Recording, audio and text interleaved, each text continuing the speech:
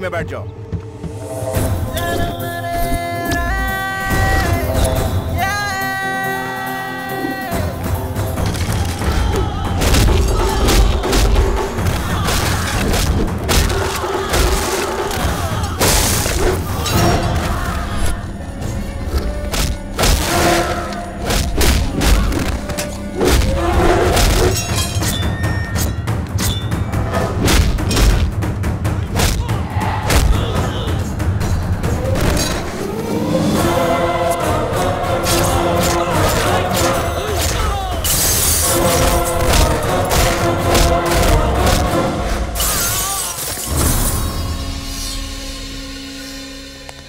Total family wrong.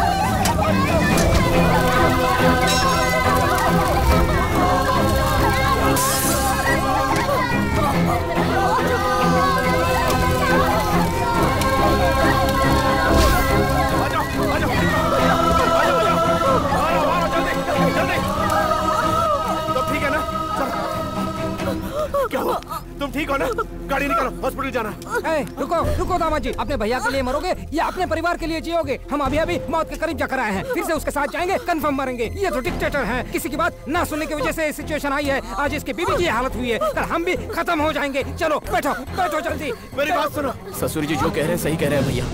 उस दिन कहा था कि महिमा राय से दुश्मनी मत मोल लो, सुना नहीं। आज देखिए क्या हालत हो गई।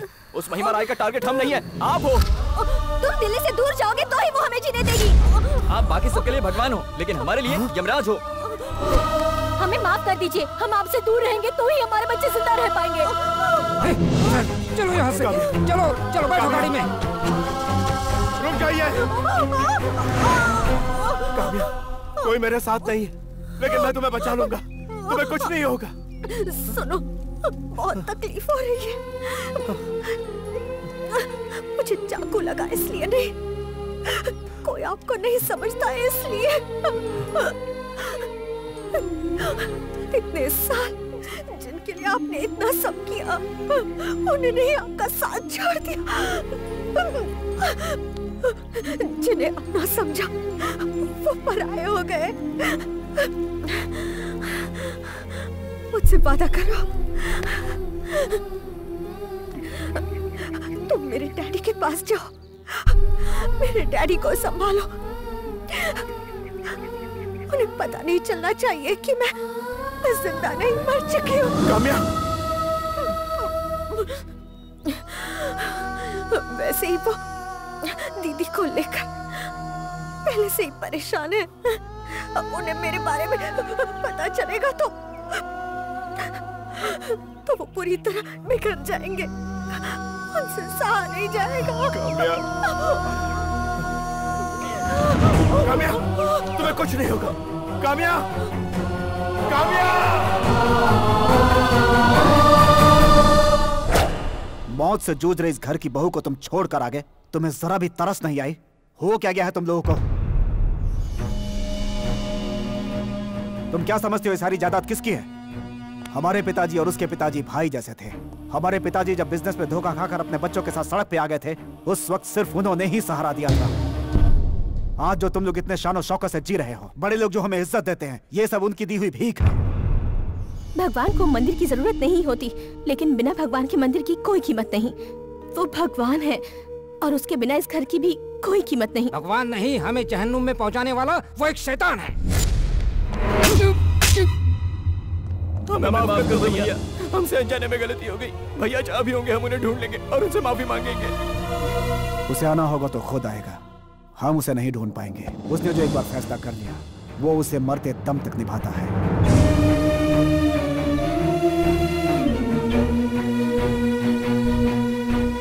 हमारे बिछड़ने की वजह महिमा रॉय का दामाद अभी तक जिंदा है।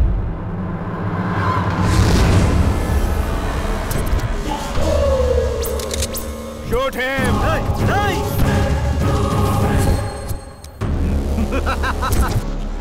तुम्हारे दोनों बॉडीगार्ड्स को उसने खरीद लिया था। राज सिंहासन को छोड़ दो लेकिन प्रजा को मत त्यागो। दामाद जी, मेरी बेटी कहाँ है?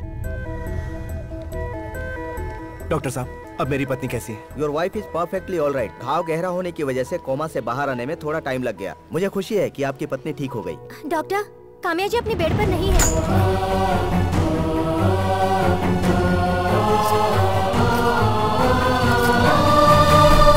मेरी बेटी गई कहाँ होगी? कहीं दुश्मनों ने तो कुछ। डैडी,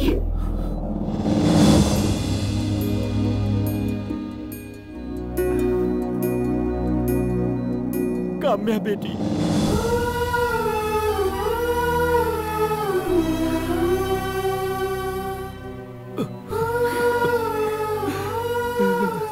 सॉरी डैडी, ये मिडिल क्लास से बिलोंग करते हैं। मैंने आपको ऐसा झूठ बोला था, इन्होंने भी मेरे कहने पर ही। तू सॉरी क्यों बोल रही है बेटी? बल्कि शर्मिंदा तो मैं हूँ। चल बेटी। मैडम, इतना प्यारा पति पूरे भारत में ढूंढने से नहीं मिलेगा आपको। सच कहा ना मैंने?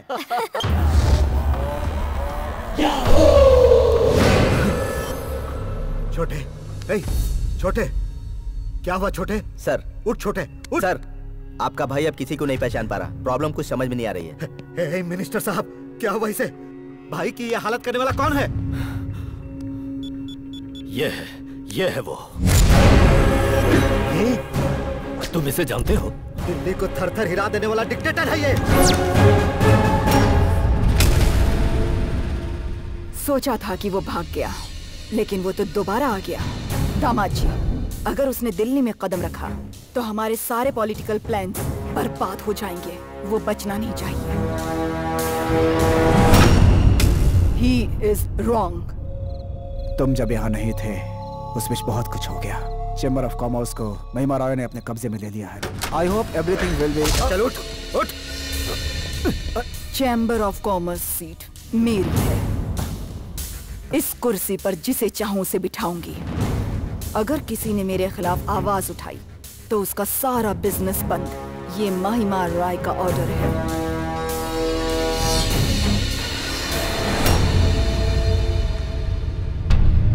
लोगों का भला तभी होगा जब महिमा रॉय और उसका दामाद पावर में ना रहे, और ये सिर्फ तुम कर सकते हो। भैया, हम कल की पहली फ्लाइट से दिल्ली जा रहे हैं। डिक्टेटर दिल्ली आ गया, कभी भी हमला कर सकता है। डिक्टेटर के डर से हमारे लोग दुम दबाकर भाग रहे हैं। इससे पहले कि वो हम पर अटैक करे उसे खत्म कर देते हैं। इस टाइम पर डिक्टेटर के सामने जाना ठीक नहीं है। उसे बल से नहीं, बुद्धि से मारना है। सोचो कैसे। मैं बताता हूँ।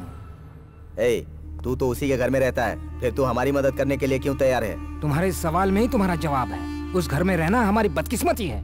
वहाँ हमारा रहना किसी कुत्ते से कम नहीं है। जब तक नहीं था ऐश से जी रहे थे। इस बार उसका किस्सा परमानेंटली खत्म हो जाए तो ही चैन से जी सकते हैं हम लोग। चाहो तो इनसे पूछ लो। हाँ मैडम, ये बिल्कुल सही बोल रहा है। सिर्फ आप ही नहीं, उस डिक्टेटर की मौत का मैं भी इंतजार कर रहा हूँ। कल डिक्टेटर अपनी फैमिली के साथ कहाँ मिलेगा वो मैं बताऊंगा। तुम बस अटैक करो। अगर चांस मिस किया तो दुनिया हमें मिस करेगी। दामाद जी, कल के बाद से उस डिक्टेटर का नामो निशान मिट जाना चाहिए। उसकी मौत की खबर लेकर चैम्बर आना। मौत की खबर ही नहीं, उसकी डेड बॉडी लेकर ही आऊंगा।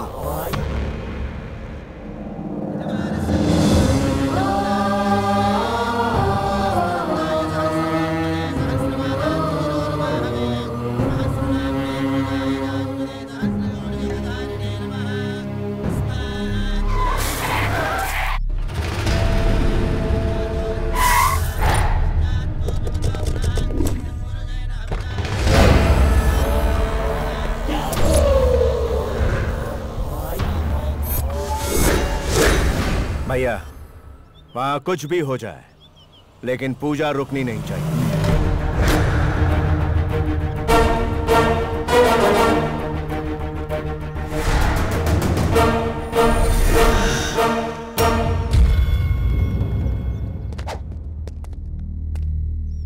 क्या हुआ?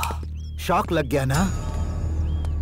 1 साल मैं तुझसे छिपकर जीता रहा हूँ। मेरा जान से प्यारा मेरा भाई तेरी वजह से मुझे नहीं पहचान रहा। लोगों को बचाकर उनकी नजर में तो तू भगवान बन गया, लेकिन आज तुझे जमीन में गाड़कर ऊपर पहुंचा दूंगा।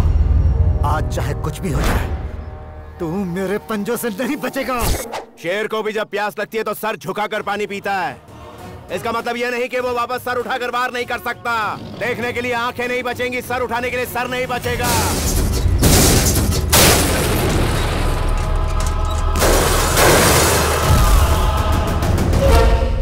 विश्वंभर,